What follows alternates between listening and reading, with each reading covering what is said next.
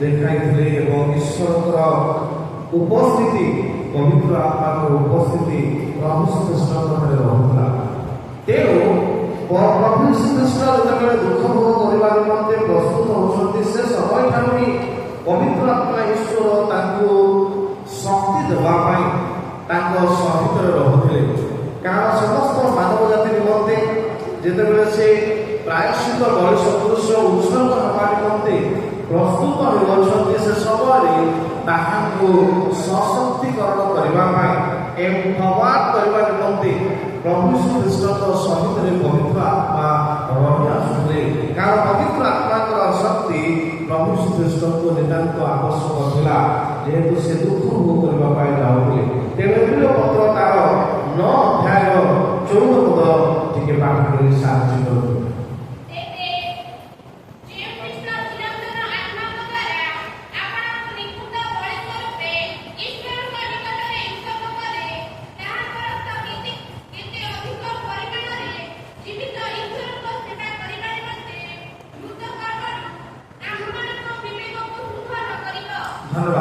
एठी स्पष्ट भाव में एप्रिय लेखक उल्लेख करती जे चिरंतन आत्मा द्वारा से बलि स्वरूप ईश्वर निकट उत्सर्ग करने प्रस्तुत होता विषय धर्मशास्त्र स्पष्ट भाव में प्रकाश करे जे परमेश्वर जो समस्त योजना प्रस्तुत कले प्रभु श्रीकृष्ण द्वारा मनुष्य मान निमंते परित्राण प्रकाश करने जगतर प्रत्येक मानव निमंते उद्धार साधन करने निमंते ख्रीष्ट को जो समस्त दायित्व भार बहन करने निमंते ईश्वर योजना प्रस्तुत कर समर्पण करते से समस्त कार्य करने निमंते पवित्र आत्मा नितांत आवश्यक रही कारण से 100% मनुष्य थिबारु पवित्र आत्मा सशक्तिकरण करेंगे शक्ति प्रदान करेंगे एवं ता सहित रहिबे जद्वारा से यही कार्य को से सफल करेंगे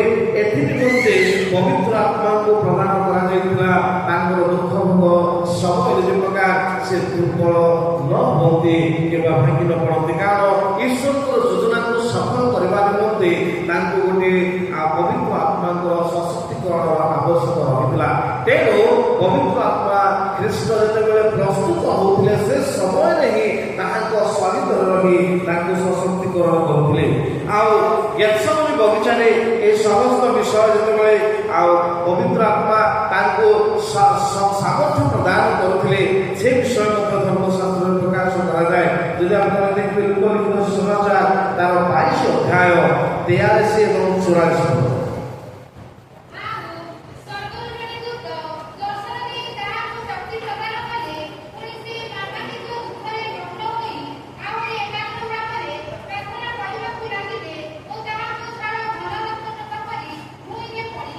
चित्त पर्वत देखी पारे जे चित्त पर्वत जिते प्रभु श्रीकृष्ण गेत्सेमनी बगीचा रही से समय प्रार्थना करने समय किसी शक्ति प्रदान करा विषय स्थान उल्लेख कराए ताने नुह जे प्रभु श्रीकृष्ण शक्ति सामर्थ्य किसी नथिला किंतु से 100% मानव भाव में जगत मध्य को आसीथिले एवं निजर सर्वस्व से स्वर्ग ही गौरव महिमा जहाँ भी थिला ताहा से स्थान रखी जड़े साधारण मनुष्य भाव में जगत मध्य को आसीथिले तेणु से ईश्वर रूपी परमेश्वर हेले मनुष्य रूपी ईश्वर हेले से पवित्र आत्मा सशक्तिकरण को आवश्यक करते से गेत्सेमनी बगीचा प्रार्थना करथिबा समय से झाड़ जो घन रक्त टोपा पर पड़ा ताहा से समय जड़े स्वर्गदूतर उपस्थिति स्थान देखी दि जाऊँगी से आसे शक्ति प्रदान करुँच अर्थात पवित्र आत्मा सशक्तिकरण करुँच स्पष्ट भाव में प्रमाण मिले तेणु प्रभु श्रीकृष्ण जे समग्र मानव जाति निमंते से बद्ध कराजिबे बा से उत्सर्गित हेबे ए समस्त कार्य से ईश्वर हेइथिबारु जानुथिले एवं मनुष्य भाव में से समस्त सहन करबा जंत्रणा कष्टदायक ଛୋଟିଆ ଯଦି କଣ୍ଟା ଶରୀର ମଧ୍ୟରେ ଫୋଡ଼ି ହୋଇଯାଏ ତାହେଲେ ସେଇ କଣ୍ଟା ଫୋଡ଼ି ହେବା ସମୟରେ ଶରୀରର ସମସ୍ତ ଅଙ୍ଗ ପ୍ରତ୍ୟଙ୍ଗକୁ ସେ ସମସ୍ତ ବ୍ୟଥା ଆଉ ସାଙ୍ଗେ ସାଙ୍ଗେ ଚାଲି ଯାଇଥାଏ। ଯେହେତୁ ସମସ୍ତ ଶରୀର ମଧ୍ୟରେ ଯଦି ଆଘାତ କରାଯିବ ତାହେଲେ କେତେ ଅଧିକ ପରିମାଣରେ ତାଙ୍କ ଶରୀର ମଧ୍ୟରେ ଯନ୍ତ୍ରଣା ରହିବ। ଅନେକ ସମୟରେ ଲୋକେ ଭାବନ୍ତି ପ୍ରଭୁ ଯୀଶୁ ଖ୍ରୀଷ୍ଟ ଈଶ୍ୱର ଥିବାରୁ ତାଙ୍କୁ ଆଘାତ କଲେ ମଧ୍ୟ ସେଇ ଆଘାତ ତାଙ୍କ ନିମନ୍ତେ ଯନ୍ତ୍ରଣାଦାୟକ ନଥିଲା ବୋଲି ଭାବନ୍ତି। ତାହା କେବେ ଆମମାନଙ୍କର ଭାବନା ମଧ୍ୟକୁ ନ ଆସିବା ଦରକାର। କାରଣ ସେ 100% ମନୁଷ୍ୟମାନଙ୍କୁ ଯୋଉ ଯନ୍ତ୍ରଣା ଦିଆଯିବାର ଥିଲା, ଯୋଉ ଆଘାତ ଦିଆଯିବାର ଥିଲା, ସେମାନଙ୍କର ଅପରାଧର ଶାସ୍ତି ଯାହା ସେମାନଙ୍କୁ ଦେବାର ଥିଲା, ସେ ସମସ୍ତ ଶାସ୍ତି ମନୁଷ୍ୟ ଶରୀରରେ ହିଁ ଭୋଗ କରିବାର ଥିଲା। ଆଉ ସେ ସମସ୍ତ ମାନବ ଜାତିର ଶାସ୍ତିକୁ ନିଜ ଉପରକୁ ନେଇଥିବାରୁ ସେ ସମସ୍ତ ଯନ୍ତ୍ରଣା ସମୂହ ତାଙ୍କ ନିମନ୍ତେ ବାଧା ବା କଷ୍ଟଦାୟକ ଥିଲା ଏବଂ ସେ ସମସ୍ତ ତାଙ୍କ ନିମନ୍ତେ ମଧ୍ୟ ବ୍ୟଥାଜନକ ଥିଲା। ତେଣୁ ସେ ସମସ୍ତ ପିଠିରୁ ମାଂସ ପୁଳା ପୁଳା ଗଲାବେଳେ ମଧ୍ୟ ଜଣେ ସାଧାରଣ ମନୁଷ୍ୟ ଯେଉଁ ପ୍ରକାର କଷ୍ଟ ଯନ୍ତ୍ରଣା ଅନୁଭବ କରେ ଶରୀରରୁ ମାଂସ ଉପାଡ଼ି ଆସିବା ସମୟରେ ଠିକ ସେଇ ଯନ୍ତ୍ରଣା ତାଙ୍କୁ ମଧ୍ୟ ଥିଲା। ସେ ଯନ୍ତ୍ରଣା ନଥାଇ ସେ ଦୁଃଖ ଭୋଗ କରିନାହାନ୍ତି। ଶରୀରର ଅଙ୍ଗ ପ୍ରତ୍ୟଙ୍ଗରୁ ମାଂସ ବାହାରିବା ଏବଂ ରକ୍ତ ଝରିବା ଅନ୍ୟ ଏକ ପ୍ରାଣୀ ପକ୍ଷରେ ଯେଉଁ ପ୍ରକାର କଷ୍ଟଦାୟକ ଯନ୍ତ୍ରଣାଦାୟକ ସେଇ ସମାନ ଭାବରେ ସେ ଯନ୍ତ୍ରଣା ସେ ଅନୁଭବ କରିଥିଲେ। ତେଣୁ ତାହା ସେ ଜାଣୁଥିଲେ ଆଗକୁ ନିଶ୍ଚିତ ଭାବରେ ତାଙ୍କ ଶରୀର ମଧ୍ୟରେ ଆଘାତ କରାଯିବ, ଧର୍ମଶାସ୍ତ୍ରର ସମସ୍ତ ବାକ୍ୟ ସଫଳ ହେବ। ସେ ମସ୍ତକରେ କଣ୍ଟାର ମୁକୁଟ ପିନ୍ଧିବେ, ତାଙ୍କ ହସ୍ତପାଦରେ ଆଘାତ ରହିବ ଏବଂ ତାଙ୍କ ବକ୍ଷରେ ଆଘାତ ରହିବ, ତାଙ୍କ ପୃଷ୍ଠରେ କୋରଡ଼ା ପ୍ରହାର କରାଯିବ, ତାଙ୍କ ଶରୀର ପୃଷ୍ଠରେ ହଳ ବୁଲାଯିବ। ଏ ସମସ୍ତ ବିଷୟ ଧର୍ମଶାସ୍ତ୍ରର ବାକ୍ୟ ସଫଳ ହେବାକୁ ଅଛି। ଆଉ ସେ ସମସ୍ତ ନିଜ ଶରୀର ମଧ୍ୟରେ ସେ ଗ୍ରହଣ କରିବା ପାଇଁ ଯାଉଛନ୍ତି। ତେଣୁ ମାନବ ଭାବରେ ନିତାନ୍ତ ତାଙ୍କର ଯନ୍ତ୍ରଣା ଏକ ପ୍ରକାର ଥିଲା ଯେ ସେ ସମୟରେ ତାଙ୍କ ଝାଳ ମଧ୍ୟ ରକ୍ତ ଟୋପା ପରି ତଳେ ପଡ଼ିଥିଲା।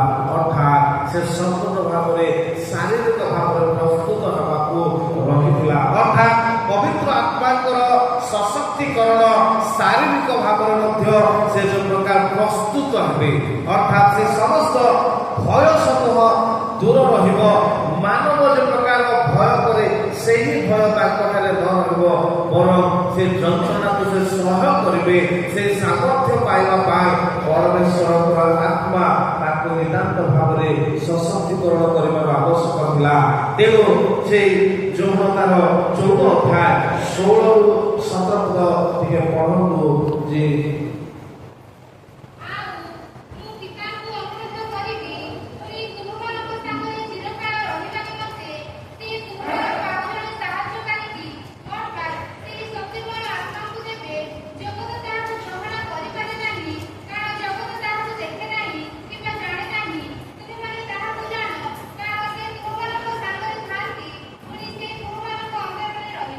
ପ୍ରଭୁ ଶ୍ରୀଖ୍ରୀଷ୍ଟଙ୍କର ଯନ୍ତ୍ରଣା ଯେଉଁ ପ୍ରକାର ଥିଲା, ଆଗକୁ ମଧ୍ୟ ଅନ୍ୟମାନଙ୍କ ନିମନ୍ତେ ନିତାନ୍ତ ଖ୍ରୀଷ୍ଟୀୟ ବିଶ୍ୱାସୀ ମତ ବା ଖ୍ରୀଷ୍ଟ ବିଶ୍ୱାସ ମତକୁ ଯେଉଁମାନେ ଗ୍ରହଣ କରୁଅଛନ୍ତି ସେମାନଙ୍କ ନିମନ୍ତେ ମଧ୍ୟ ଯନ୍ତ୍ରଣା ସୁନିଶ୍ଚିତ ଆଗକୁ ରହିବ। ଏହା ପ୍ରଭୁ ଶ୍ରୀଖ୍ରୀଷ୍ଟ ମଧ୍ୟ ଜାଣନ୍ତି ଏବଂ ପବିତ୍ର ଆତ୍ମାଙ୍କର ସହାୟତା ସେମାନଙ୍କ ନିକଟକୁ ପ୍ରେରଣ କରିବା ବିଷୟ ମଧ୍ୟ ସେ ଜାଣିଛନ୍ତି। କାରଣ ଜଗତର ଲୋକେ ଜାଗତିକ ଭାବରେ ରହିଥିବା ଲୋକମାନେ ତାଙ୍କୁ ଜାଣିପାରିବେ ନାହିଁ, ତାଙ୍କର ଆବଶ୍ୟକ ବୁଝିପାରିବେ ନାହିଁ, ତାଙ୍କର ସହାୟତା ଲୋଡ଼ିପାରିବେ ନାହିଁ। କାରଣ ଜାଗତିକ ମନୁଷ୍ୟ ଦୃଶ୍ୟ ବିଷୟମାନଙ୍କ ପ୍ରତି ଅଧିକ ଆକୃଷ୍ଟ ହୁଏ, ଦୃଶ୍ୟ ବିଷୟମାନଙ୍କ ପ୍ରତି ସେ ଭରସା କରିପାରେ, କିନ୍ତୁ ଅଦୃଶ୍ୟ ବିଷୟମାନଙ୍କୁ ସେ କେବେ ମଧ୍ୟ ଗ୍ରହଣ କରିବା ତା ପକ୍ଷରେ ତାହା ଟିକେ ଦୁର୍ବଳଜନକ ରହିଅଛି ମନୁଷ୍ୟମାନଙ୍କ ପାଇଁ। ସେଥିପାଇଁ ପବିତ୍ର ଆତ୍ମା ଆମ ପାଖରେ ଥିଲେ ମଧ୍ୟ ଆମେ ନିଜକୁ ଏକାକୀ ମନେ କରିଥାଉ, ଆମେ ନିଜକୁ ବ୍ୟଥାରେ ଆମେ ଭାବିଥାଉ ଯେ ଆମମାନଙ୍କର ଜୀବନ ମଧ୍ୟରେ ଆମମାନଙ୍କର ସହାୟ କିଛି ନାହିଁ, ଆମମାନଙ୍କ ଜୀବନ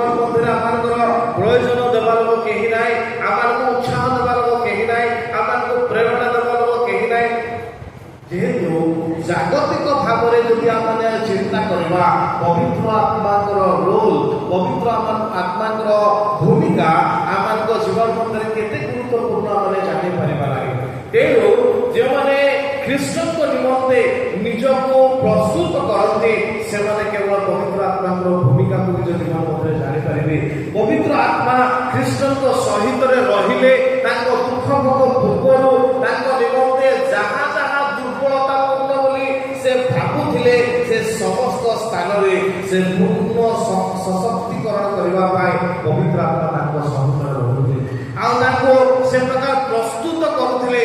ଯେହେତୁ ପବିତ୍ର ଆତ୍ମା ଈଶ୍ୱରଙ୍କର କାର୍ଯ୍ୟ ବିଶ୍ୱାସୀମାନଙ୍କୁ ପ୍ରସ୍ତୁତ କରିବା, ସେ କୌଣସି ଏକ ଶକ୍ତି କେବଳ ନୁହନ୍ତି, ସେ ଶକ୍ତି ପ୍ରଦାନକାରୀ ବ୍ୟକ୍ତି ଅଟନ୍ତି। ପବିତ୍ର ଆତ୍ମାଙ୍କ ବିଷୟରେ ଅନେକଙ୍କର ଧାରଣା ଭିନ୍ନ ଭିନ୍ନ ରହିଥାଏ। ଯେତେବେଳେ ଜଣେ ପରଭାଷାର କଥା କହେ ଭାବନ୍ତି ପବିତ୍ର ଆତ୍ମା ତାଙ୍କ ପାଖରେ ଅଛି। ପବିତ୍ର ଆତ୍ମା ପରଭାଷାରେ କଥା ହେଲେ ଅଛନ୍ତି, ନହେଲେ ମଧ୍ୟ ସେ ଅଛି।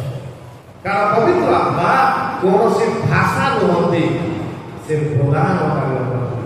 ତେଣୁ ଯେଉଁ ପରଭାଷାରେ ବାକ୍ୟ ଯେ କଥା କୁହେ ତାଙ୍କ ପାଖରେ ହିଁ ପବିତ୍ର ଆତ୍ମା ଅଛନ୍ତି ବୋଲି ଆମେ ଭାବିବା ଆମମାନଙ୍କ ପାଇଁ ଭୁଲ ହେବ। କାରଣ ପବିତ୍ର ଆତ୍ମା ସେ 9ଟି ଦାନ ଦିଅନ୍ତି। 9ଟି ଦାନ ମଧ୍ୟରେ এই ପରଭାଷା କହିବା ଗୋଟିଏ ଦାନ ହେଇପାରେ, କିନ୍ତୁ ସେଇ ଦାନ ପବିତ୍ର ଆତ୍ମା ନୁହନ୍ତି। ପବିତ୍ର ଆତ୍ମା ସେ ଜଣେ ବ୍ୟକ୍ତି ଅଟନ୍ତି ଯିଏକି ଆପଣଙ୍କ ସହିତ ରହିବେ, ଖ୍ରୀଷ୍ଟଙ୍କ ସହିତ ଯେ ପ୍ରକାର ରହିଲେ ଏବଂ ସେହି ପ୍ରକାର ପ୍ରତ୍ୟେକ ବିଶ୍ୱାସୀମାନଙ୍କ ସହିତରେ ପ୍ରଭୁ ଯୀଶୁଖ୍ରୀଷ୍ଟଙ୍କ ସହିତ ଥିବା ଭଳି ପବିତ୍ର ଆତ୍ମା ନିତାନ୍ତ ରହିବେ। ଏହି ପ୍ରତିଜ୍ଞା ପବିତ୍ର ଆତ୍ମାକୁ ପ୍ରେରଣ କରିବାର ପ୍ରତିଜ୍ଞା ପ୍ରଭୁ ଯୀଶୁଖ୍ରୀଷ୍ଟ ନିଜେ ପ୍ରଦାନ କରନ୍ତି। କାରଣ ସେ ଜାଣନ୍ତି ମାନବ ଭାବରେ ଥିବା ସମୟରେ ଯୋଉ ଯୋଉ କ୍ଷେତ୍ରରେ ଶାରୀରିକ ଦୁର୍ବଳତାଙ୍କ ମଧ୍ୟରେ ଦେଖାଯାଇଥିଲା ପବିତ୍ର ଆତ୍ମା ତାଙ୍କୁ ସଶକ୍ତିକରଣ କରିଥିଲେ। ଯେହେତୁ ସେ ମରଣର ଭୟ ତାଙ୍କ ସମ୍ମୁଖରେ ରହିଲା ଏବଂ ପବିତ୍ର ଆତ୍ମା ତାଙ୍କୁ ସଶକ୍ତିକରଣ କରୁଥିଲେ। ସବୁଠୁ ବଡ଼ ଭୟ ପ୍ରଭୁ ଶ୍ରୀକୃଷ୍ଣଙ୍କର ଯାହା ଥିଲା ସେ ହେଉଛି ପିତା ଈଶ୍ୱରଙ୍କ ଠାରୁ ଅଳ୍ପ ସମୟ ବିଚ୍ଛିନ୍ନ ରହିବା। ତେଣୁ ପବିତ୍ର ଆତ୍ମା ତାଙ୍କୁ ଅଧିକରୁ ଅଧିକ ତାଙ୍କୁ ସହାୟକ କରୁଥିଲେ। କାରଣ ଶାରୀରିକ ଭାବରେ ସେ ନିର୍ଯାତନା ଗ୍ରହଣ କରିବେ, ଯାତନା ସହ କରିବେ ସହ, କିନ୍ତୁ ଆଉ ଈଶ୍ୱରଙ୍କର ସାନ୍ନିଧ୍ୟରୁ ବିମୁଖ ହୋଇ ରହିବା ତାଙ୍କ ନିମନ୍ତେ ଅଧିକ କଷ୍ଟଦାୟକ ଥିଲା। କାରଣ ସେ 3 ଘଣ୍ଟା ପର୍ଯ୍ୟନ୍ତ ପାପ ବହନକାରୀ ହେଇଥିବାରୁ, ପାପ ସ୍ୱରୂପ ହେଇଥିବାରୁ ପିତା ଈଶ୍ୱର ତାଙ୍କ ସହିତରେ ନଥିଲା। ଆପଣ ସମସ୍ତେ ଜାଣନ୍ତି ଏଲି ଏଲି ଲାମା ସବକ୍ତାନି, ହେ ମୋ ଈଶ୍ୱର କାହିଁକି ତୁମେ ମୋତେ ପରିତ୍ୟାଗ। এইটা তাଙ୍କ ଜୀବନ ମଧ୍ୟରେ ସବୁଠୁ କଷ୍ଟଦାୟକ, ସବୁଠୁ ଯନ୍ତ୍ରଣାଦାୟକ ଥିଲା। କାରଣ ଜନ୍ମ ସମୟରେ ପବିତ୍ର ଆତ୍ମା ଏବଂ ଈଶ୍ୱରଙ୍କର ଉପସ୍ଥିତି ତାଙ୍କ ମାତାର ଗର୍ଭଠାରୁ ଆରମ୍ଭ କରି ସେବା କାର୍ଯ୍ୟର ପ୍ରତିଟି ମୁହୂର୍ତ୍ତରେ ଆମେ ପବିତ୍ର ଆତ୍ମା ପିତା ଈଶ୍ୱରଙ୍କର ଉପସ୍ଥିତି ଆମେ ଦେଖିପାରୁଛୁ।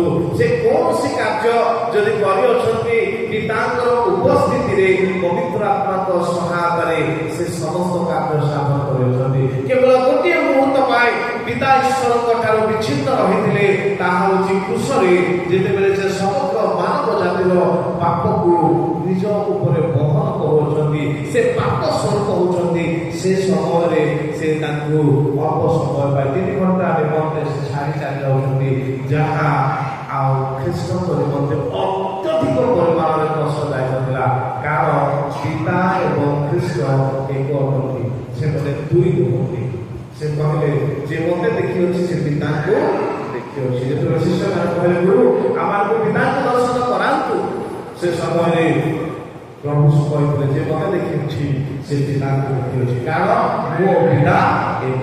ଅର୍ଥାତ୍ ସେମାନଙ୍କର କାର୍ଯ୍ୟ, ପରମେଶ୍ୱରଙ୍କର କାର୍ଯ୍ୟ, ପବିତ୍ର ଆତ୍ମାଙ୍କର କାର୍ଯ୍ୟ, ପିତା ଈଶ୍ୱରଙ୍କର କାର୍ଯ୍ୟ, ତ୍ରିତ୍ବ ଈଶ୍ୱରଙ୍କର କାର୍ଯ୍ୟ ଅବଶ୍ୟ ଭିନ୍ନ ହେଇପାରେ, କିନ୍ତୁ ସେମାନଙ୍କର ଅସ୍ତିତ୍ୱ ଭିନ୍ନ ହେଇଥିଲେ ମଧ୍ୟ ସେମାନେ ଏକ ଈଶ୍ୱର, ତାହା ନିଶ୍ଚିତ ଭାବରେ ଧର୍ମଶାସ୍ତ୍ର ପ୍ରକାଶ କରେ। ତେଣୁ ତାଙ୍କର ଅନୁପସ୍ଥିତି ତାଙ୍କ ଜୀବନ ମଧ୍ୟରେ ଅତ୍ୟଧିକ ପରିମାଣରେ ସମୟରେ କଷ୍ଟଦାୟକ ଥିଲା। ତେଣୁ ପବିତ୍ର ଆତ୍ମା ଈଶ୍ୱର ତାଙ୍କୁ ସଶକ୍ତିକରଣ କରୁଥିଲେ, ତାଙ୍କୁ ଆଉ ପ୍ରେରଣା ଦେଉଥିଲେ, ଉତ୍ସାହ ଦେଉଥିଲେ। ହଜାର ହଜାର ବର୍ଷ ପୂର୍ବରେ ଦିଆଯାଇଥିବା ଭବିଷ୍ୟତବାଣୀ ସବୁ ସଫଳ ହେବା ପାଇଁ ଯାଉଥିବାରୁ ତାଙ୍କୁ ଆହୁରି ଉତ୍ସାହ ଦେବା ପାଇଁ, ଶକ୍ତି ଦେବା ପାଇଁ ପରମେଶ୍ୱର ପବିତ୍ର ଆତ୍ମା ଈଶ୍ୱର ପ୍ରଭୁ ଶ୍ରୀଷ୍ଟଙ୍କ ସହିତରେ ସେ ରହିଥିଲେ। କାରଣ ନିତାନ୍ତ ଆବଶ୍ୟକ ଥିଲା। ସେ ସେଇ ଅଳ୍ପ କ୍ଷଣକୁ ସେ ଚାହୁଁନଥିଲେ। ତାଙ୍କୁ 39 ପ୍ରହାର କରାଯିବ ସେ ଭୟ ତାଙ୍କର ନଥିଲା, କିମ୍ବା କଣ୍ଟାରେ ତାଙ୍କୁ ଆଘାତ କରାଯିବ, ଏ ସମସ୍ତ ଆଗରୁ କୁହାଯାଇଥିଲା, ତାହା ତା ଜୀବନ ମଧ୍ୟରେ ଘଟିବ, ଏହା ସେ ଜାଣିଥିଲେ। କିନ୍ତୁ ସବୁଠୁ ବଡ଼ ଦୁଃଖ, ସବୁଠୁ ବଡ଼ ଯନ୍ତ୍ରଣା ଈଶ୍ୱରଙ୍କର ସାନ୍ନିଧ୍ୟରୁ ଦୂରରେ ରହିବ। ତେଣୁ ସେଇଥିପାଇଁ ସେ ତାହା ସେ ବରଦାସ୍ତ କରିପାରୁନଥିଲେ ଏବଂ ସେ ଆପଣମାନଙ୍କ ମତେ ପ୍ରକାଶ କରନ୍ତି ଯେ ପବିତ୍ର ଆତ୍ମା ଈଶ୍ୱରଙ୍କୁ ତୁମେ ଗ୍ରହଣ କରିବାକୁ ହେବ।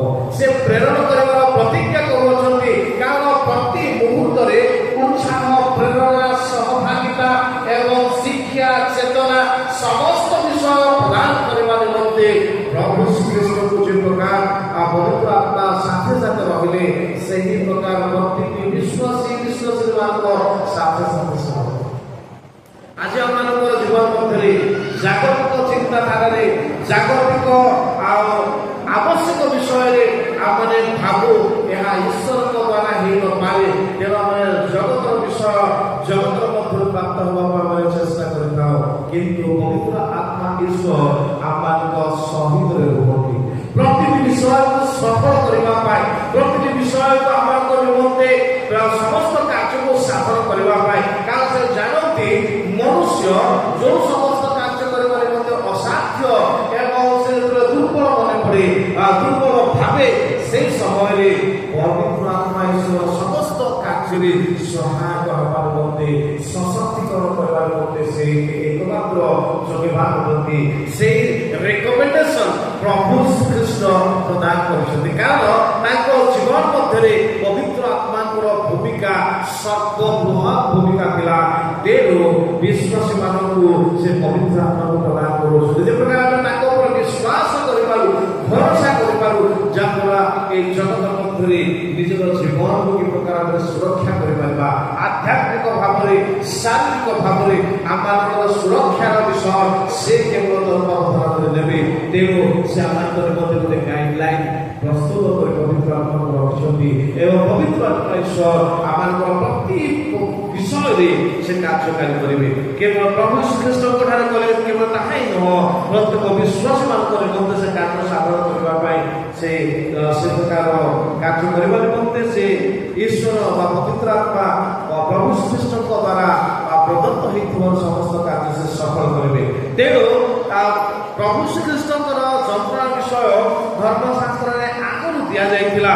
ତେଣୁ ପବିତ୍ର ଆତ୍ମା ଈଶ୍ୱର ସେ ସମସ୍ତ ବିଷୟ ପ୍ରତି ଅଧିକ ଗୁରୁତ୍ୱ ପ୍ରଦାନ କରିଥିଲେ। ପ୍ରଥମ ପିତର ତାର 1 ଅଧ୍ୟାୟ 10 କରିବେ।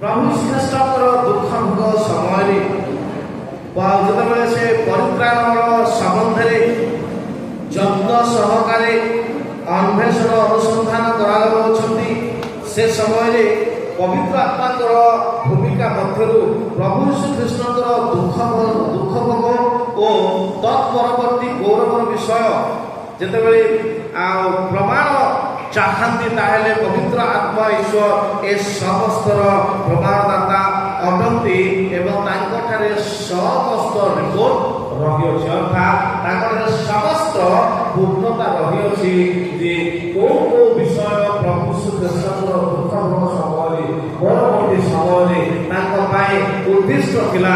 ସେ ଭବିଷ୍ୟତକର୍ତ୍ତାମାନଙ୍କ ଠାରୁ ଆରମ୍ଭ କରି ଖ୍ରୀଷ୍ଟଙ୍କର ପର୍ଯ୍ୟନ୍ତ ସେ ସମସ୍ତ ବିଷୟ ତାଙ୍କ ଦ୍ୱାରା ପ୍ରକାଶିତ କରାଯାଇଥିଲା ଏବଂ ସେ ସମସ୍ତ ବିଷୟ ତାଙ୍କର ଉପସ୍ଥିତିରେ ମଧ୍ୟ ସଫଳ କରାଯାଇଥିଲା। ପ୍ରଭୁ ଯେତେବେଳେ ଭବିଷ୍ୟତ ବକ୍ତାମାନଙ୍କ ନିକଟରେ ପ୍ରକାଶ କରାଯାଇଥିଲା ସେ ପୂର୍ବବର୍ତ୍ତୀ ପରବର୍ତ୍ତୀ ବିଷୟମାନ ଆଗରୁ ଭବିଷ୍ୟତ ବକ୍ତାମାନଙ୍କର ନିକଟରେ ପବିତ୍ର ଆତ୍ମାଙ୍କ ଦ୍ୱାରା ସମସ୍ତ ବିଷୟ ପ୍ରକାଶ କରାଯାଉଥିଲା। କାରଣ ପବିତ୍ର ଆତ୍ମା ଈଶ୍ୱର ପୂର୍ବ ସମୟରେ ବା ପୁରାତନ ପୁସ୍ତକ ମଧ୍ୟରେ ଯେତେକ ଭବିଷ୍ୟତ ବକ୍ତା ଥିଲେ କିମ୍ବା ଯେଉଁମାନେ ପବିତ୍ର ଆତ୍ମାଙ୍କ ଦ୍ୱାରା ଗ୍ରହଣ କରାଯାଉଥିବା ବ୍ୟକ୍ତିମାନେ ଥିଲେ ସେମାନଙ୍କ ସହିତ ପବିତ୍ର ଆତ୍ମାଙ୍କର ଭୂମିକା ଗୁରୁତ୍ୱପୂର୍ଣ୍ଣ ରହୁଥିଲା। ଆଉ ସେ ପ୍ରତ୍ୟେକ ବ୍ୟକ୍ତିମାନଙ୍କ ନିକଟରେ କ୍ଷଣକାଳ ପାଇଁ ଆସୁଥିଲେ, କ୍ଷଣ ସମୟ ପାଇଁ ଆସୁଥିଲେ, ସେମାନଙ୍କର ଦୁର୍ବଳତା ହେଲେ ସେମାନଙ୍କର ଚାଲି ଯାଉଥିଲେ। ଆଉ ସେ ସମସ୍ତ ବିଷୟ ଭବିଷ୍ୟତ ବକ୍ତାମାନଙ୍କ ଠାରେ ପ୍ରକାଶ କରିଥିଲେ। ଆଉ ସେ ସମସ୍ତ କାର୍ଯ୍ୟ ସଫଳ ହେବା ସମୟରେ ମଧ୍ୟ ସେ ନିଜର ଉପସ୍ଥିତିରେ ସେ ସମସ୍ତ କାର୍ଯ୍ୟ ସଫଳ ମଧ୍ୟ କରାଉଥିଲେ। ଅର୍ଥାତ୍ ଖ୍ରୀଷ୍ଟଙ୍କର ସହିତ ରହି ଯାହା ସେ ପ୍ରକାଶ କରିଥିଲେ ପ୍ରକାଶିତ ବିଷୟ ସମୂହ ସେ ନିଜେ ଉପସ୍ଥିତି ରହି ସେ ସମସ୍ତ କାର୍ଯ୍ୟ ସଫଳତାର ମଧ୍ୟ ମଧ୍ୟବର୍ତ୍ତୀରେ ଥିଲେ ବା ସେ ସମସ୍ତ ସଫଳ ହେବାର ମଧ୍ୟ ତାଙ୍କର ସହଭାଗିତା ରହିଥିଲା। ତେଣୁ ପବିତ୍ର ଆତ୍ମା ଈଶ୍ୱରଙ୍କର ଠାରେ ସମ୍ପୂର୍ଣ୍ଣ ଭାବରେ ସମସ୍ତ କାର୍ଯ୍ୟାବଳୀର ପ୍ରମାଣ ନିତାନ୍ତ ଭାବରେ ରହିଅଛି। ତେଣୁ କୌଣସି ବିଷୟ କୌଣସି ବ୍ୟକ୍ତିଙ୍କ ନିମନ୍ତେ ସନ୍ଦେହଜନକ କିଛି ରହିବ ନାହିଁ, କାରଣ ସମସ୍ତ କାର୍ଯ୍ୟ ବିଷୟ ତାଙ୍କଠାରେ ରହିଅଛି। ଏବଂ ଯଦି କେହି ତାଙ୍କୁ ଅନୁସନ୍ଧାନ କରିବେ ଖୋଜିବେ ତାହେଲେ ସେ ସମସ୍ତ ତତ୍ତ୍ୱାବଳୀ ତାଙ୍କଠାରେ ଥିବାରୁ ସବୁ ବିଷୟ ସେମାନେ ଜାଣିପାରିବେ। ଅର୍ଥାତ୍ ପବିତ୍ର ଆତ୍ମାଙ୍କ ନାଁରେ ଅଲ୍ ହିଷ୍ଟରୀ ରହିଅଛି, ଆରମ୍ଭ ମଧ୍ୟବର୍ତ୍ତୀ ପରବର୍ତ୍ତୀ ସବୁ। ତେଣୁ ସେ ପବିତ୍ର ଆତ୍ମାକୁ ଆମ ନିକଟକୁ ପ୍ରଦାନ କରିଅଛନ୍ତି। ସେ ଯାହା ଯାହା ଜାଣିଛନ୍ତି ସବୁ ବିଷୟ ଅବଶ୍ୟ ଖ୍ରୀଷ୍ଟ ବି ଜାଣିଅଛନ୍ତି। ବର୍ତ୍ତମାନ ପବିତ୍ର ଆତ୍ମା ଈଶ୍ୱରମାନଙ୍କ ସହିତ ଥିବାରୁ ତାଙ୍କଠାରେ ମଧ୍ୟ ଭରପୁର ଡେଟା ରହିଅଛି। ପବିତ୍ର ଆତ୍ମା ଈଶ୍ୱର ମଧ୍ୟ ସର୍ବଜ୍ଞ ଅଟନ୍ତି, ସର୍ବ ବିଷୟ ଜାଣିଅଛନ୍ତି, ସର୍ବ ଶକ୍ତିମାନ ସେ ଅଟନ୍ତି। ତେଣୁ ସେ ପ୍ରକାର ଜଣେ ଶକ୍ତିଶାଳୀ ଈଶ୍ୱରଙ୍କୁ ଆମମାନଙ୍କ ନିକଟକୁ ପରମେଶ୍ୱର ଅର୍ଥାତ୍ ପ୍ରଭୁ ଶ୍ରୀକୃଷ୍ଣ ପ୍ରଦାନ କରିଅଛନ୍ତି। ତାଙ୍କ ଜୀବନ ମଧ୍ୟରେ ଯେଉଁ ସମସ୍ତ କାର୍ଯ୍ୟ ମାନବ ଭାବରେ ଥିବାବେଳେ ପବିତ୍ର ଆତ୍ମାଙ୍କ ଦ୍ୱାରା କାର୍ଯ୍ୟକାରୀ କରାଯାଇଥିଲା ତାହା ନିଶ୍ଚିତ ଭାବରେ ପବିତ୍ର ଆତ୍ମା ସଫଳ କରିଛନ୍ତି। ଆଜି ମଧ୍ୟ ସେଥିର ସମ୍ପୂର୍ଣ୍ଣ ବିବରଣୀ ଆମମାନଙ୍କ ନିକଟରେ ସେ ରଖିଅଛନ୍ତି ଧର୍ମଶାସ୍ତ୍ର ବାଇବଲ ମଧ୍ୟରେ। କାରଣ ଧର୍ମଶାସ୍ତ୍ର ମଧ୍ୟ ଈଶ୍ୱର ବିଶୁଦ୍ଧ ଆଉ ଏହା ମଧ୍ୟ ପବିତ୍ର ଆତ୍ମାଙ୍କ ଦ୍ୱାରା ଲିଖିତ। ଏହା ମାନେ ସମସ୍ତ ଜାଣୁ ଯେ ପବିତ୍ର ଆତ୍ମାଙ୍କ ଦ୍ୱାରା ହିଁ ଏ সকল ବାକ୍ୟ ମାନଙ୍କ ନିକଟରେ ଲିପିବଦ୍ଧ କରାଯାଇ ରଖାଯାଇଅଛି, ଯାହା ସମସ୍ତ ପ୍ରମାଣ ଆମମାନଙ୍କ ନିକଟରେ ପ୍ରଦାନ କରୁଅଛି। ଆଉ ଗୋଟିଏ ବିଷୟ, ପ୍ରଭୁ ଶ୍ରୀକୃଷ୍ଣଙ୍କୁ ବିଶ୍ୱସ୍ତ ଭାବରେ କାର୍ଯ୍ୟ ସଫଳ କରିବା ନିମନ୍ତେ ମଧ୍ୟ ପବିତ୍ର ଆତ୍ମା ଈଶ୍ୱର ସହାୟକ ହୋଇ ରହିଥିଲେ। ତେଣୁ ଲୁକ ତାର 4 ଅଧ୍ୟାୟର 1 ପଦ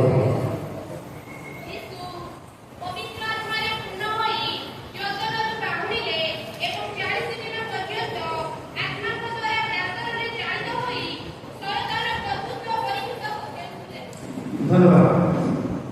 ତାଙ୍କ କାର୍ଯ୍ୟକାଳ ଆରମ୍ଭ କରିବା ପୂର୍ବରୁ ଆପଣମାନେ ସମସ୍ତେ ଜାଣନ୍ତି ଯେ ଯୀଶୁ ଖ୍ରୀଷ୍ଟ 30 ବର୍ଷ ପରେ କାର୍ଯ୍ୟ ତାଙ୍କର ମିନିଷ୍ଟ୍ରିଟା ସେ ଆରମ୍ଭ କରୁଛନ୍ତି। 3.5 ବର୍ଷ ପ୍ରାୟ ମାନେ ଅନୁଭବ କରୁଛୁ ତାଙ୍କର ସେବା କାର୍ଯ୍ୟ ଜାଣୁଥିଲା। କିନ୍ତୁ 30 ବର୍ଷ ବୟସ ପର୍ଯ୍ୟନ୍ତ ନିଜର ପରିବାର ସହିତ ସେ ସମୟ କ୍ଷେପଣ କରିବା ବିଷୟ ଆମେ କେତେକ ଐତିହାସିକ ପୁସ୍ତକରେ ଆମେ ଜାଣିପାରୁ। ଯେଉଁମାନେ ଥିଓଲୋଜିଆନ ନିଶ୍ଚିତ ଭାବରେ ଜାଣିଥିବେ 12 ବର୍ଷ ବୟସ ପରେ ପ୍ରଭୁ ଶ୍ରୀକୃଷ୍ଣଙ୍କର ପିତା ଭାବରେ ଯେ ଯୋସେଫ ଥିଲେ ତାଙ୍କର କୌଣସି ବିବରଣୀ ଧର୍ମଶାସ୍ତ୍ରରେ ଆମେ ପାଇପାରୁନାହୁଁ। ସେ କେବଳ ଗୋଟିଏ ଅବସରରେ ଆମେ ପାଉଛୁ, ସେମାନେ ଜେରୁସାଲେମ ଗଲେ, ବାଳକ ହଜି ଯାଇଥିଲା, ସେମାନେ ଅଧା ରାସ୍ତାକୁ ଆସିଲେ, 2 ଦିନ ରାସ୍ତା ଆସିଲା ପରେ ବୁଧବାର ଗଲେ, ସେ ପଣ୍ଡିତମାନଙ୍କ ସହିତରେ ବସିଥିବା ବିଷୟ ଉଭୟ ପିତାମାତା ସେ ସ୍ଥାନକୁ ଯାଏ, ସେମାନେ ବ୍ୟସ୍ତ ଥିଲେ ଇତ୍ୟାଦି ଇତ୍ୟାଦି ବିଷୟ ସେ ଷ୍ଟୋରି ଆପଣମାନେ ଜାଣନ୍ତି। ତା ପରବର୍ତ୍ତୀ ଆପଣମାନେ ଯୋସେଫଙ୍କର କୌଣସି ବିବରଣୀ ଜାଣିପାରିବେ।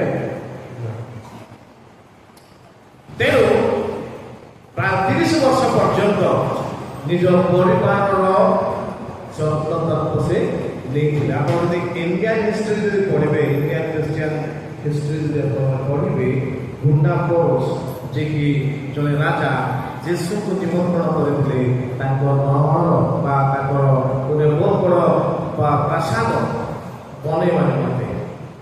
ସେଇ ଉଦ୍ଦେଶ୍ୟରେ ଥୋମା ଆସିଥିଲେ, ତାଙ୍କର ନିମନ୍ତ୍ରଣରେ ସେ ଆସିଥିଲେ। ଆପଣ ଯଦି ହିଷ୍ଟ୍ରି ପଢ଼ିବେ, ଇଣ୍ଡିଆନ୍ ହିଷ୍ଟ୍ରି, ତାହେଲେ ନିଶ୍ଚିତ ଭାବରେ ଜାଣିପାରିବେ। ତେବେ ସେ ସମୟ ପର୍ଯ୍ୟନ୍ତ ସେ ଜଣେ ବିଖ୍ୟାତ ଆଉ ବାହ୍ୟ କାର୍ଯ୍ୟକାରୀ ଭାବରେ ଥିଲେ, ପରିବାର ପ୍ରତିପୋଷଣ କରୁଥିଲେ। କିନ୍ତୁ 30 ବର୍ଷ ପରେ ଯେତେବେଳେ କାର୍ଯ୍ୟ ଆରମ୍ଭ କରିବେ, ସେ ସମୟରେ ସେ ବାପ୍ତିସ୍ମ ନେଲେ, ଆତ୍ମାଙ୍କର ସହିତ ସେ ଉପବାସର ସହିତ କାର୍ଯ୍ୟ ଆରମ୍ଭ କରିବା ପାଇଁ। ଏବଂ ସେହି ସମୟଠାରୁ ପବିତ୍ର ଆତ୍ମା ଈଶ୍ୱର ତାଙ୍କ ସହିତରେ ରହିଲା ବା କାର୍ଯ୍ୟକାଳ ସମୟରେ ସମ୍ପୂର୍ଣ୍ଣ ଭାବରେ ତାଙ୍କ ସହିତରେ ସହଯୋଗ କରି ସେ ଆସିଲେ। ତାଙ୍କର କୃଷ୍ଣ ମୃତ୍ୟୁ ପର୍ଯ୍ୟନ୍ତ, ତାଙ୍କ ପୁନରୁତ୍ଥାନ ପର୍ଯ୍ୟନ୍ତ, ତାଙ୍କ ସ୍ୱର୍ଗାରୋହଣ ପର୍ଯ୍ୟନ୍ତ ପବିତ୍ର ଆତ୍ମା ତାଙ୍କୁ ଟିକିଏ ମଧ୍ୟ ଛାଡ଼ିଲେ ନାହିଁ। କେବଳ ଗୋଟିଏ ସ୍ଥାନ ଆପଣମାନେ ସମସ୍ତେ ଜାଣନ୍ତି, କ୍ରୁଶରେ 3 ଘଣ୍ଟା ପର୍ଯ୍ୟନ୍ତ କେବଳ ପିତା ଈଶ୍ୱର କିମ୍ବା ପବିତ୍ର ଆତ୍ମା ଈଶ୍ୱର ତାଙ୍କ ସହିତରେ ରହିଥିଲେ। ବାକି ଏଣ୍ଟାୟାର ତାଙ୍କ ଲାଇଫରେ ପବିତ୍ର ଆତ୍ମା ଈଶ୍ୱର ସଦା ସର୍ବଦା ତାଙ୍କ ସହିତରେ ଥିଲେ। ଇଭେନ୍ ତାଙ୍କ ମାତାଙ୍କ ଉଦରରେ ମଧ୍ୟ ପବିତ୍ର ଆତ୍ମାଙ୍କ ଦ୍ୱାରା ସେ ରହିଥିଲେ, ତାହା ଧର୍ମଶାସ୍ତ୍ର ପ୍ରକାଶ କରେ। ତେଣୁ ପ୍ରଭୁଙ୍କ ଲୋକମାନେ ଆମମାନଙ୍କର ସାହାଯ୍ୟକାରୀ କୌଣସି ସାଧାରଣ ଦୁର୍ବଳ କିମ୍ବା କ୍ଷୀଣ ପ୍ରକୃତିର କିମ୍ବା ଦୁର୍ବଳ ପ୍ରକୃତିର ବ୍ୟକ୍ତି ନୁହନ୍ତି।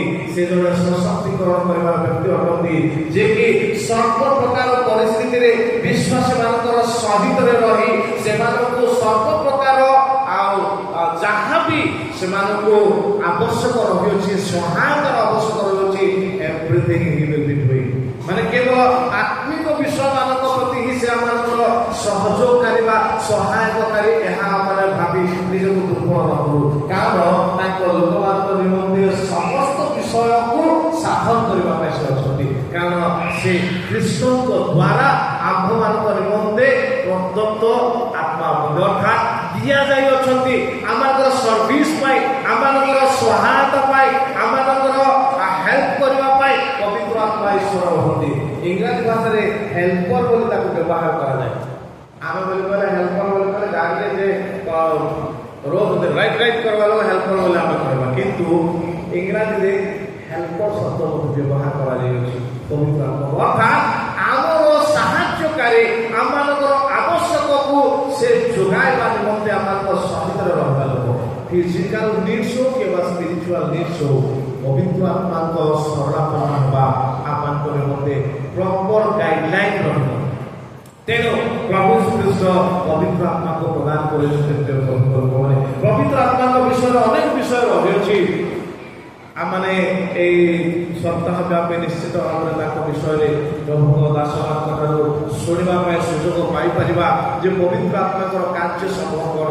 କେବଳ ଗୋଟିଏ ବିଷୟ କେବଳ ମୁଁ କହି ରଖିବି ଯେ ପବିତ୍ର ଆତ୍ମା ଈଶ୍ୱର ଏ ମେଜ ପ୍ରସ୍ତୁତ କରିବା ନିମନ୍ତେ ପ୍ରଭୁ ଶ୍ରୀକୃଷ୍ଣ ଯେତେବେଳେ ଆସିଲେ, from the beginning to the till the death on the cross, he was with him। ଅର୍ଥାତ୍ ପବିତ୍ର ଆତ୍ମା ଜନ୍ମଠାରୁ ଏହି କାର୍ଯ୍ୟ ସମ୍ପନ୍ନ ହେବା ପର୍ଯ୍ୟନ୍ତ, କ୍ରୁଶବିଦ୍ଧ ହେବା ପର୍ଯ୍ୟନ୍ତ ଖ୍ରୀଷ୍ଟଙ୍କ ସହିତରେ ରହିଲେ। କେବଳ ସେତିକି ନୁହଁ, ତାଙ୍କ ପୁନରୁତ୍ଥାନରେ ମଧ୍ୟ ତାଙ୍କର ସହଭାଗିତା ରହିଲା, ତାଙ୍କ ସ୍ୱର୍ଗାରୋହଣରେ ମଧ୍ୟ ସହଭାଗିତା ରହିଲା, ତାଙ୍କ ସେବା କାର୍ଯ୍ୟରେ ମଧ୍ୟ ସହଭାଗିତା ଅଛି ଆଜି ମଧ୍ୟ।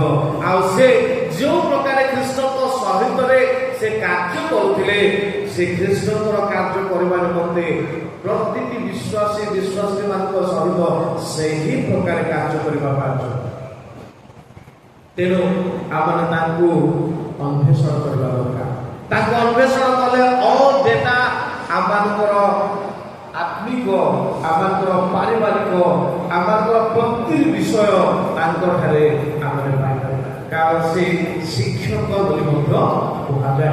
ଯାହା ମାନେ ଜାଣିନାହୁଁ ସେ ସମସ୍ତ ବିଷୟ ସେ ଶିକ୍ଷା ମଧ୍ୟ ପ୍ରଦାନ କରନ୍ତି। ତେଣୁ ଆମର ମରଣ ପ୍ରଭୁଙ୍କ ଲୋକମାନେ ପବିତ୍ର ଆତ୍ମା ଈଶ୍ୱର ଖ୍ରୀଷ୍ଟଙ୍କର ସହାୟକ ହେଲେ। ତାଙ୍କର ଦୁର୍ବଳ ସମୟରେ ଯେତେବେଳେ ସେ ତାଙ୍କ ଠାରୁ ବିଚ୍ଛିନ୍ନ ହେବା ନିମନ୍ତେ ଦୁର୍ବଳ ମନେ କଲେ, ତାଙ୍କ ଠାରୁ ଅଳ୍ପ କ୍ଷଣ ମଧ୍ୟ ରହିବା ପାଇଁ ସେ ଚାହୁଁନଥିଲେ,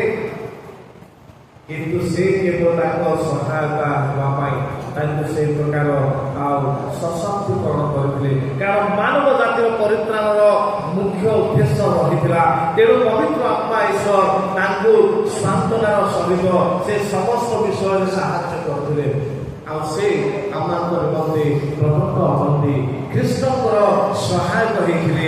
ଆଜି ପ୍ରତ୍ୟେକ ବିଶ୍ୱାସୀ ବିଶ୍ୱାସୀମାନଙ୍କର ସହାୟକ ଅଟନ୍ତି। ତେଣୁ ଏଇ ଚାଷକୁ ଆମେ କେବେ ହେଲେ ମଧ୍ୟ ଛାଡ଼ିଦେବା ନାହିଁ। ମନେ ରଖନ୍ତୁ, ପବିତ୍ର ଆତ୍ମା ମାନଙ୍କ ସହିତ ଅଛନ୍ତି। ଯେହେତୁ ଏହା ମଣ୍ଡଳୀ ଯୁଗ, ମଣ୍ଡଳୀ ଯୁଗରେ ପବିତ୍ର ଆତ୍ମା ରହିବେ। ଆଉ ମଣ୍ଡଳୀ ଯୁଗ ପରେ ପବିତ୍ର ଆତ୍ମାଙ୍କର ଉପସ୍ଥିତି ରହିବ ନାହିଁ। ତେଣୁ ଯଦି ଆମେ ଚାହୁଁ ଯାହା ବି କିଛି ସ୍ପିରିଚୁଆଲି ଆମମାନଙ୍କର ଆବଶ୍ୟକ ରହିଅଛି, ପାରିବାରିକ ଭାବରେ ହଉ, ମାଣ୍ଡଳିକ ଭାବରେ ହଉ, ବ୍ୟକ୍ତିଗତ ଭାବରେ ହଉ, ପବିତ୍ର ଆତ୍ମାକୁ ହିଁ ଆମେ କେବଳ କାମ କରିବା ଦରକାର। କାରଣ ଜାଗତିକ ସମସ୍ତ ଆଶୀର୍ବାଦ ହଉ କିମ୍ବା ଆତ୍ମିକ ଆଶୀର୍ବାଦ ହଉ ଈଶ୍ୱରଙ୍କ ଠାରୁ ହିଁ ଆସେ। ସେଥିପାଇଁ ବାକ୍ୟ କୁହେ, ସମସ୍ତ ଉତ୍ତମ ଏବଂ ଶିକ୍ଷକର ଜ୍ୟୋତି ନିବାସୀ ଈଶ୍ୱରଙ୍କ ଠାରୁ ଦିଆଯାଇଥାଏ। ତାହା କୌଣସି ବ୍ୟକ୍ତି ନିଜର ପରିଶ୍ରମରେ ପ୍ରାପ୍ତ ହେଇପାରିବ ନାହିଁ। ଯଦି ନିଜ ପାଇଁ ଆମେ ନିଜେ ପରିଶ୍ରମ କରି ପ୍ରାପ୍ତ ହବ ବୋଲି ଭାବୁଛୁ, ଭୁଲ କଥା। ଖ୍ରୀଷ୍ଟିଆନ ଭାବରେ ଆମେ କେବେ ମଧ୍ୟ ଏ ମନୋଭାବ ନରଖ। କାରଣ ଖ୍ରୀଷ୍ଟଙ୍କ ହାତରେ ବା ଈଶ୍ୱରଙ୍କ ହାତରେ ଆମମାନଙ୍କର ସମସ୍ତ ବିଷୟ ରହିଅଛି। ଆମମାନଙ୍କର ସ୍ୱାସ୍ଥ୍ୟ ହଉ, ଆମମାନଙ୍କର ସମ୍ପଦ ହଉ, ଆମମାନଙ୍କର ଜୀବନ ହଉ, ଆମମାନଙ୍କର ଆତ୍ମିକ ଜୀବନ ହଉ, ପାରିବାରିକ ଜୀବନ ହଉ, କେବଳ ଈଶ୍ୱରଙ୍କ ହସ୍ତରେ ଆମେ ରହୁଅଛୁ। ତେଣୁ ଆମେ ଈଶ୍ୱରଙ୍କ ଠାରେ ସମର୍ପିତ ହେବା ଦରକାର। ଆଉ ସ୍ୱତନ୍ତ୍ର ଭାବରେ ପବିତ୍ର ଆତ୍ମା ଈଶ୍ୱର ଯେହେତୁ ଆମମାନଙ୍କ ନିମନ୍ତେ ପ୍ରଦତ୍ତ କରାଯାଇଅଛନ୍ତି, ସେ ଆତ୍ମାଙ୍କ ସହଭାଗିତାରେ ଆମମାନଙ୍କର ଆଧ୍ୟାତ୍ମିକ ଜୀବନ, ପାରିବାରିକ ଜୀବନ, ବ୍ୟକ୍ତିଗତ ଜୀବନକୁ ଆମେ ଗଠନ କରିବା ପାଇଁ ଚେଷ୍ଟା କରୁ। କାରଣ ତାକୁ ବେହେତର ବ୍ୟକ୍ତି, ତାଙ୍କଠାରୁ ଆଉ ଶ୍ରେଷ୍ଠ ବ୍ୟକ୍ତି ବିଶେଷ ଆମେ ଜଗତରେ ପାଇପାରିବା ନାହିଁ। କେବଳ ସେ ଏକମାତ୍ର ବର୍ତ୍ତମାନ ଆମମାନଙ୍କ ସହିତରେ ଜଗତରେ ଅଛନ୍ତି। ତାଙ୍କ ଛଡ଼ା ଜଗତରେ କେହି ବି ଶ୍ରେଷ୍ଠ ବ୍ୟକ୍ତିତ୍ୱ ରୁହନ୍ତି, ଯିଏକି ଆମମାନଙ୍କର ପରିତ୍ରାଣ ପାଇଁ, ଆମମାନଙ୍କର ଉଦ୍ଧାର ପାଇଁ, ଆମମାନଙ୍କର ସ୍ୱର୍ଗର ପଥ ପ୍ରଦର୍ଶକ ହେବା ପାଇଁ ତାଙ୍କ ଛଡ଼ା ଆଉ କେହି ନାହିଁ। ତେଣୁ ଆସୁ ଆମେ ସେ ଆତ୍ମାଙ୍କ ଦ୍ୱାରା ନିଜକୁ ପ୍ରସ୍ତୁତ କରୁ। ପବିତ୍ର ଆତ୍ମାଙ୍କ ଦ୍ୱାରା ଖ୍ରୀଷ୍ଟ ଯେ ପ୍ରକାର ନିଜର ଶରୀରକୁ ପ୍ରସ୍ତୁତ କଲେ, ଉତ୍ସର୍ଗ କଲେ, ମେଜ ପ୍ରସ୍ତୁତ କଲେ ଏବଂ ଆମମାନଙ୍କ ନିମନ୍ତେ ପ୍ରଦାନ କଲେ, ସେହିପରି ଆମମାନଙ୍କର ପବିତ୍ର ଆତ୍ମାଙ୍କ ଦ୍ୱାରା ପ୍ରସ୍ତୁତ ହେବା, ସଜାଡ଼ି ହେବା ଏବଂ ଖ୍ରୀଷ୍ଟଙ୍କ ନିମନ୍ତେ ଶେଷ ପର୍ଯ୍ୟନ୍ତ ଦୃଢ଼ ଭାବରେ ରହିବା। ତାଙ୍କ ଛଡ଼ା ଏହି କାର୍ଯ୍ୟ ଆମମାନଙ୍କ ନିମନ୍ତେ ସହଜ କିମ୍ବା ଆଉ ସାଧ୍ୟ ନୁହଁ। କେବଳ ତାଙ୍କ ଦ୍ୱାରା ହିଁ ସମସ୍ତ ବିଷୟ କରାଯାଇପାରିବ। ତେଣୁ ଆସୁ ସମସ୍ତେ ପବିତ୍ର ଆତ୍ମାଙ୍କ ଦ୍ୱାରା ସମସ୍ତ କାର୍ଯ୍ୟକୁ ତ୍ୱରାନ୍ୱିତ କରିବା